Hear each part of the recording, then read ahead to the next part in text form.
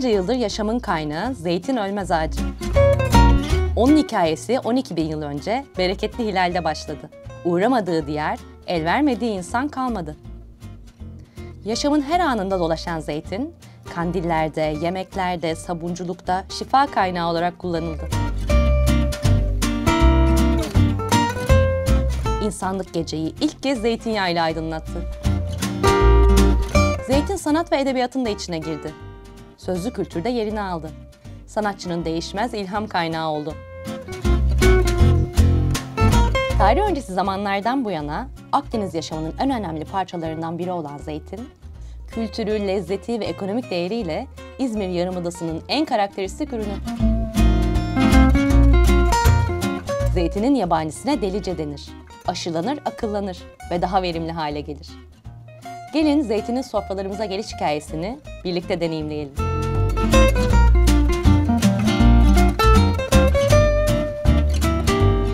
İlk durağımız Köstem Zeytinyağı Müzesi. Akıllı zeytinin Akdeniz'deki yolculuğunu müzenin kurucularından Levent Köstem'den dinliyoruz. Zeytinyağı bu coğrafyanın en önemli ürünlerinden, üzümle birlikte en önemli iki değeri olmuş. Biliyorsunuz Roma döneminde zeytinyağı aslında aydınlanma amacıyla kullanılmış. Daha sonra yavaş yavaş gıda olarak benimsenmiş ve artık neredeyse 2000 yıldır sadece gıda olarak kullanılıyor.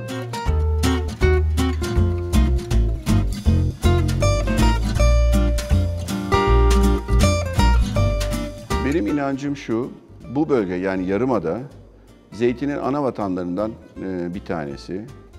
Çünkü tarihlemeye baktığınız zaman M.Ö. 4000 yıllarında akıllı zeytin ağacının ortaya çıktığını görüyoruz. İsrail bölgesinde, Mezopotamya'da ve İçel bölgelerinde, Nizip'te. Ve tarihlemeye göre de M.Ö. 2000 yıllarında bizim bu Yarımada'ya ve Batı Yunan adalarına, Mısır'a geliyor. Fakat bu bölgede gezdiğinizde görüyorsunuz ki burada 3-4 bin yıl yaşında, belki daha bile fazla, çok fazla zeytin ağacı var. İnsanoğlu da, ben şuna inanıyorum, insanoğlu da aynı anda birçok şeyi düşünerek değişik bölgelerde aynı ürünü üretmişler. Muhtemelen zeytinin akıllı hale getirilmesini insanoğlu tek bir bölgede değil, birçok bölgede başlayarak yaptı ve o bakımdan bu bölge zeytinyağının neredeyse ana vatanlarından bir tanesi olarak kabul edilebilir ve doğal olarak da tabii ki zeytinyağı o dönemde buranın en büyük ticari ürünlerinden bir tanesi. Düşünün, aydınlanma amacıyla da olsa, gıda olarak da olsa İspanya'da M.Ö. 200 yıllarında zeytin ağacı gidiyor, akıllı zeytin ortaya çıkıyor. İtalya deseniz 400'lerde, 500'ler civarında, Fransa 200-300'lerde. Yani neredeyse bizim bu bölgeden 2500 yıl sonra yağ gidiyor, akıllı zeytin ağacı gidiyor ve akıllı zeytin orada üretime başlıyor. Bu demektir ki bu insanlar buralardan, Mezopotamya'dan bol miktarda zeytinyağını alarak bu kendi ülkelerine ve muhtemelen hep deniz yoluyla taşıdılar. Söz konusu zeytin olunca İzmir o kadar önemli bir adres ki dünyada bilinen en eski zeytinyağı işliği bile burada, Urla'da yer alıyor. Hal böyle olunca zeytinin Yarımada'daki yolculuğu İzmir'de takip edebileceğiniz en keyifli gezi güzergahları arasında yer alıyor. Eylül ayı geldiğinde İzmir'de bir şenliktir başlar. Şubat ayına kadar her yer mis gibi zeytin kokar. Bu hasat şenliğine sadece insanlar değil, hayvanlar da dahildir. Çobanlar keçisini, koyununu zeytinin altında otlatır. Tabii bu şenliğin arkasında müthiş bir emek var. 7 yaşından beri zeytin toplayan hanım teyzenin anlattıklarına kulak verelim. 7 yaşımdan beri kendimi bildim bileli. Dedem vardı, rahmetli Hacı dedem. Küçücük sepet verirdi elime. Bunu doldurursan sana bir delik para. Onu ben her gün doldururdum. Onlarla zeytine giderdim. Onları iple bağlardım, boynuma takadım. 7 yaşından beri sonra başladım 2 elimle toplama. Bu köyde Balıklıova'nın çevresinde benim gibi 2 arkadaş daha var. Aynı hizada toplayan kovaları koruz önümüze. Sepetleri aynı ölçüde. Doldururuz ikimiz beraber. Başka üstüne çıkacak yok. Kadıvacık köyü var. Orayı eşeklerle götürüp yağları sıktırıyorlardı. Şimdi arabalar oluştu. Geliyorlar. Yüzde kaç alıyorlar? Onlar bizim yağları getiriyorlar. Normal bir çuvaldan 13 kilo yağ çıkması lazım. Tam ortasında zamanında bir çuval ağzı kulakla böyle bağladık mı 13 kilo yağ çıkar. Ama Kadıvacık'ın yağı meşhur. Hiç onun üstüne diyecek yok. Değmenle dönüyor, çulları koyuyorlar. Çulların içine zeytinleri koyuyorlar. Onun üstünde böyle eskiden at arabası vardı. At arabasından sonra güçle böyle büyük mertek böyle toplanıyordu. 10 kişi, 7 kişi. Onları böyle tutuyorlardı. Böyle değirmen taşlarını gösterebilirim. O taşları, zeytinleri koyuyorlardı, çuvalları. Böyle döndürüyorlardı. Dağıttırmıklamıyoruz, yerden topluyoruz. Küçük ağaçlar böyle. Onları tırmıkla çekiyoruz. Bu büyüklere de şimdi 2 senedir makine çıktı. Ceyrana takıyorlar, doluyor. Şu kadar aküsü var. Onu araya koyuyor böyle, sergileri seriyoruz. Onları tıkır tıkır tıkır tıkır hiç dayak düşürmüyoruz. Eskiden dayakla vuruyorduk. Ağaçlar fırtalanıyordu, dallar düşüyordu. Çok zarar görüyordu. Efendim?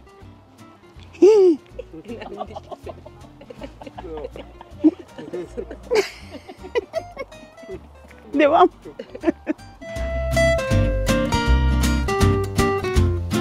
Ağacı kesen eli kesilir. Zeytin ağacını kesen. Çünkü çok, emeği çok. Önemi yağdan yararlanıyoruz. Zeytinden yararlanıyoruz. Odundan yararlanıyorum. Bak ateşi yakıyorum. Sobayı tutaştıracak oluyor. Kömürleri da faydalı çok. Sabun yapıyorum. Reçel kaynatıyorum. Suyu çıkarıyorum. Eşinar çıkarıyorum. Bunlar hep odun ateşinde. Çok faydalı, çok. Zeytin evlerimize ulaşana kadar geçirdiği aşamalardan en önemlisi hasat. Çünkü hasat edilme zamanı ile yöntemi, zeytin ve zeytinyağının kalitesini büyük ölçüde etkiliyor. Oleolog Pelin Omuroğlu bize İzmir'in zeytin türlerini ve kaliteli bir zeytinyağının gereklerini anlatıyor. Zeytin bir meyvedir ve zeytinyağı da aslında bir meyve suyudur. Dünyada yağ özelliği gösteren de tek meyve suyu zeytinden gelir. Kalitesini zeytinyağının en iyi şekilde üretebilmek için dalında zeytinin aslında en kaliteli olmasına tekrar özen gösteriyoruz. Aslında Urla'nın en değerli, en görmüş geçirmiş, en kadim bilgilerine sahip olan zeytini bu bölgenin coğrafi işareti alma yolunda ilerleyen Erkenceleridir. Erkenceler bu bölgeye ait tek zeytin varyetesidir ve hurma dediğimiz çok özel bir zeytini üretir. Hurma sadece bu bölgede havanın içerisindeki bulunan bir mantarın oleuropein dediğimiz bizim sağlığımız için antioksidan özelliği gösteren en değerli o kimyasal maddenin kırılmasıyla, yok edilmesiyle bizim yenilebilir zeytin haline dönüştüren çok özel bir hava koşulu. Ve hurma zeytini sadece bu bölgede çok iyi bilinir ve tüketilir. Tuzsuzdur, diyet ürünüdür. Onun dışında Türkiye'de özellikle Ege bölgesine adapte olmuş varyetelerde çok güzel yetişebilir. Erkence'nin haricinde bölgemizde yaygın olarak Ayvalık, Gemlik ve Domat çeşidi, hatta Memecik görüyoruz. En sağlıklı ve güzel natürel sızma zeytinyağı dediğimiz kalite kriterini yakalayan zeytinlerimiz bizim tarlada zeytin sineği olmayan, zeytin sineğinin etkilemediği zeytinlerden elde edilen ve genellikle erken hasat dediğimiz Eylül'ün iklim değişikliğiyle bazen artık ortalarına denk geliyor hasat zamanı. Eylül ortalarından Ekim sonuna kadar ve hatta bazen Ekim ortasına kadar süren dönemi içine alır. Erken hasattan sonra da olgun hasat dediğimiz işte böyle alacalı, pembeye dönen veya tamamen siyah olan zeytinyağı sıkımında elde ettiğimiz zeytinlerden olur. Erken hasatta bizim en önemli dikkat etmemiz gereken şey hasatta kesinlikle zeytinler ezilmemeli ve kasalara toplanmalı. Ve hiç bekletilmeden en geç 24 saat içinde titiz çalışan bir zeytinyağı haneye götürülmeli ve orada tercihen soğuk sıkım dediğimiz 21 ve 27 santigrat derecesi arasında sıkım yapıldıktan sonra havayla, ışıkla ve ısıyla hiç temas ettirilmeden krom tercihen veya cam ambalajlarda muhafaza edilmeli. İyi bir zeytin ve zeytinyağı için ne aşamalar gerekli öğrendik. Peki damak zevkimize uygun olanı nasıl bulacağız? Bunun için zeytinyağı tadımının püf noktalarını Köstem Zeytinyağı Müzesi İletişim Müdürü Sibel Önbaş'tan dinliyoruz. Yediğimiz veya bulduğumuz bütün yağlar, zeytinyağlar iyi yağlar demek değildir. İyi yağı, yani iyi zeytinyağını anlamakla ilgili kriterler var. Şimdi kriterlerden bir tanesi renk gibi algılanıyor ama renk bizim için bir kriter değil. Zeytinyağı ile ilgili en önemli kriterimiz koku. Zeytinyağını kokladığınız koku olarak gelen kokuların ferah ve güzel kokular olması gerekiyor. Bunun içerisinde kötü bir yağ olsaydı küf kokusu, işlem yapılırken taşınma esnasında materyallerin kokuları geçebilirdi. Şimdi avucumuzun içine alıyoruz cam kabımızı, kapatıyoruz ve ısıtıyoruz. Isıyla birlikte zeytinyağının içerisindeki notalar diyelim, içerisindeki meyvemsi notalar yükseliyor. Mesela ısıttıktan sonra bir kere daha kokladığımızda fark edeceksiniz bunu. Şimdi kokluyoruz. Notaların yükseldiğini, daha ferah hale geldiğini görüyoruz. Şimdi kokuyla birlikte o bölgedeki şeyi elde ediyoruz. Meyvemsi kokular nereden gelebilir? İncir ağaçları çok oluyor zeytin ağaçlarının yanında. Bunun nedeni sineği yok etmek, uzaklaştırmak. Böyle bir işlevi var. Mesela ben bu duysal analizi yaptığımda, sorduğumda insanlara hangi kokular geliyor? Mesela taze biçilmiş çimen kokusu çok gelebiliyor. Yeşil domates kokusu. Mesela çağla bademi de çok oluyor zeytin ağaçları yakınında ve bu kokular, zeytin öyle bir meyve ki alıyor, hapsediyor içerisine ve böyle bir meyvesinin aromasına o meyve aromaları dahil oluyor. İkinci kritere geldiğimizde yakıcılık ve burada boğazda yarattığı yakma duygusu gerekiyor. İçiyoruz ama bu içme normal bir içme değil. Süzdürüyoruz dişlerimizin arasından. Zeytinyağını havayla birlikte bir oksitlenme yaratıp buradan akışını sağlıyoruz. Ve burada bir yanma hissiyatı oluyor ve bir acılık oluyor. Acılığı veren asidik değeri. Yakıcılık özelliği çok önemli. Yanlış bilinen bir doğru aslında. Yani insanlar yağ alırken bu yakıcılığı hissetmelisiniz bir, acılığı hissetmelisiniz iki, kaliteli yağların içerisinde taze olduğunun, içerisindeki vitaminler var, amino asitler var, polifenol var ve bunların tazeliğini de şu sağlıyor, bu çok önemli bir bilgi. Ellerimizle topladığımız zeytinleri en hızlı 3-4 saat içinde sıkımhaneye götürmemiz gerekiyor. Bekleyen zeytin içerisindeki bütün değerler ölüyor. Zeytinler en uzun yaşayan ağaçlar biliyorsunuz, zeytin ağaçları. 1000 yıllık, 2000 yıllık ağaçlar var bu coğrafyada. Ben de her tadım sonrası şunu diliyorum herkese. Zeytinyağı gibi sağlıklı ve uzun ömürler diliyorum. Zeytinyağını sofranızdan eksiltmeyin, bolca tüketin diyorum. Katıldığı yemeğin tadını mükemmelleştiren zeytinyağı sofralarımızın vazgeçilmezi. Peki hangi yemekte hangi zeytinyağını kullanmalıyız? Şanslıyız ki Terroir Urla'nın şefi Osman Serdaroğlu sorularımızı cevaplamaya hazır. Urla'nın Kuşçular Köyü'ndeyiz şu an. Terroir Urla'dayız. Ben de bir şef olarak Ege'de olmak ve yani buranın nimetlerinden faydalanmak en büyük bizim için zenginlik. Yani aslında benim de burada olmamın sebebi, yani nedeni, birinci sebebi hep iyi malzemenin peşinde olmak. Onu kovalamak. Çünkü iyi bir mutfaktan bahsediyorsak birinci kriter iyi malzemeyle başlıyor. Ondan sonra geri kalan eğitiminizi, kültürünüzü ve yaratıcılığınızı koyuyorsunuz tabii. İyi malzeme burada yani gerçekten çok şanslıyız. Evet, zeytin buranın belki de zeytin ve zeytinyağı kalbinde. Çünkü çok fazla girmiş yani mutfaklara ve bir Türk mutfağında zeytinyağlılar diye bir sayfa var yani. Zeytinyağlılar yani başka ülkelerde yok.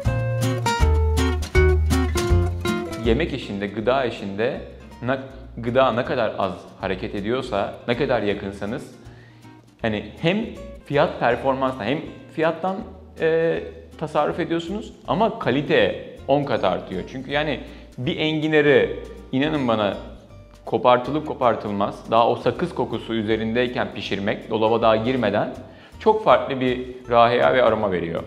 O güzel zeytinyağıyla da birleştiği zaman zaten hani yani benim terroirdaki felsefem az çoktur. O yüzden az olacak ama o azın da öz olması lazım. Ben mutfağımda ne arıyorum? Hani neye göre ayrıştırıyorum yağları? Evet, asiditesi önemlidir yağın ama ben hep damağıma güvenirim. Yani ben damakta bakarım. Şimdi bu işi ticari olarak yapanlar ve şeyler polifenollerine bakıyorlar, asiditesine bakıyorlar. Ondan sonra ama ben bir kere ilaç kullanılmış mı, soğuk sıkım yapılmış mı, yani aşırı bir ısıl işlem ve doğru toplama yöntemiyle toplanmış mı ya ben ondan sonra damağımla değerlendiriyorum bir şef olarak. Tabii bunun da hile hurdaları da yapılıyor ne yazık ki her işte olduğu gibi. Ama işte burada da üreticiyle birebir ilişki tanıma, nasıl eskiden derler de kasabını tanıyacaksın diye. Yani burada da öyle, yani üreticini tanıyacaksın, ilişkin olacak birebir. Yani bu çok önemli bir şey. Ben daha çok böyle uzun pişimli yağlarda daha tatlı, daha geç hasatları tercih ederim. Daha salatalarda ve son finishing dediğim yani son dokunuş yağlarda da daha soğuk sıkım erken hasat, yani bütün o rahiyasını hissettirebilecek. Yani o soğuk sıkım erken hasatlara çok fazla ısıl işlem uygulamayı tercih etmem. Erken hasat soğuk sıkım yağda 8'e 1, 9'a 1, 10'a 1 yani 10 kiloya 1 kilo yağ alma oranları var. Yani düşünsenize bütün yılın emeğini çok güzel bir yağ almak için nasıl feda ediyorsunuz? Sen onu beklesen, geç hasat yapsan, bir ısıl işlem yapsan 3'e 1, 4'e 1 alacakken sen fedakarlık yapıyorsun yağım güzel olsun diye. Onu da mahvetmemek lazım, ona saygı duymak lazım mutfakta.